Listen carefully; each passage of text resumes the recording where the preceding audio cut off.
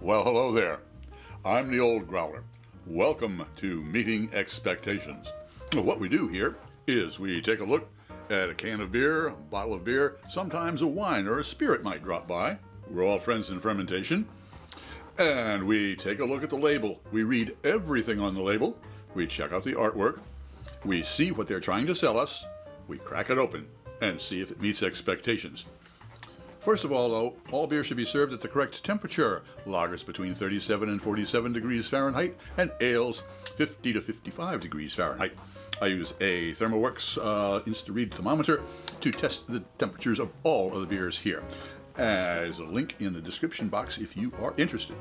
Also, all of our beers get the same glassware for tasting. That way nobody has a leg up when it comes to clarity or aromatics. And finally, most folks, when they do a tasting, they will take a look. They will sniff, they will sip, and they will pontificate. I'll pontificate, don't worry, but I'm gonna sip before I sniff. Why? Wine expert Fred Dax will explain it all to you much better than I can. All right, what do we got today? From Evil Twin Brewing, their Imperial Biscotti break. I'm gonna have a biscotti break is what I'm gonna have. That's right there. It looks like $4.95 with tax at our local beer emporium. This is an Imperial Stout brewed with coffee and with almond and vanilla extracts added. Okay, so yeah, I understand that. A nice Italian treat, a little biscotti with some amaretto maybe, or espresso. See? All right, what do we got? Brewed by Evil Twin Brewing, North Haven, Connecticut. Distributed by 12%. Government warning. According to the Surgeon General, I should not be a pregnant woman operating heavy machinery. That's a good thing. Okay. Italy has... let's go here. Italy has a certain je ne sais quoi. Why would you say that in French instead of Italian? I don't know. Fab food culture. Highly decadent history of art and cool countryside. Some might argue the people around are loud and flamboyant, and they steal our women and soccer players, melodramatically flop on the pitch.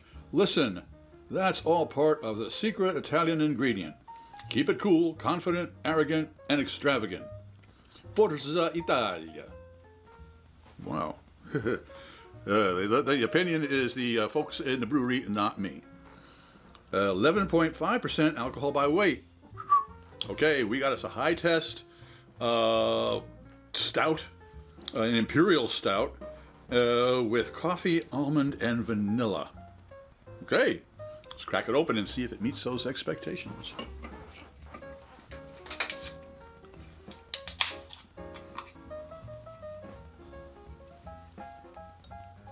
Whoa, that's a real motor oil there. Boy, that's thicker than a London fog. All right, well, it certainly looks like a stout, that's for freaking sure.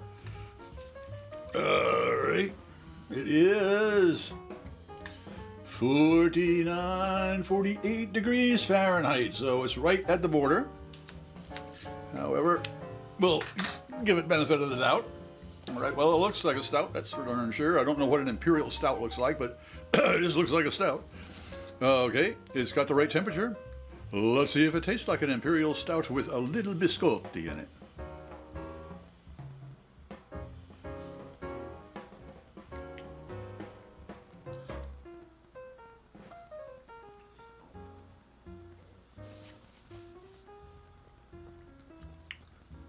Yeah, I took 2 sips.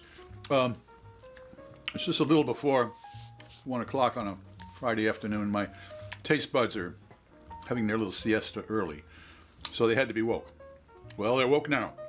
Let's see what their olfactory friends have to say. Okay, I'm getting the almond there for sure. In the nose. Let's see what the taste buds have to say.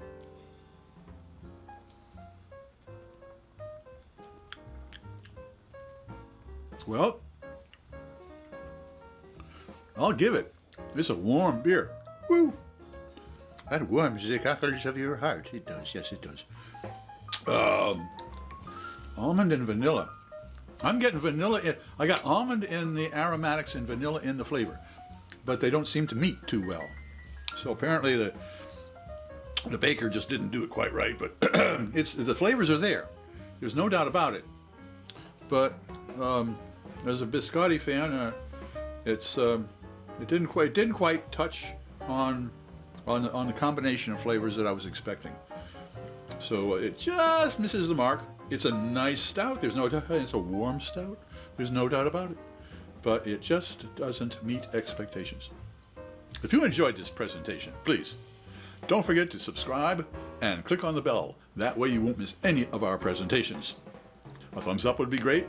Share us with your friends, and a comment would be really appreciated.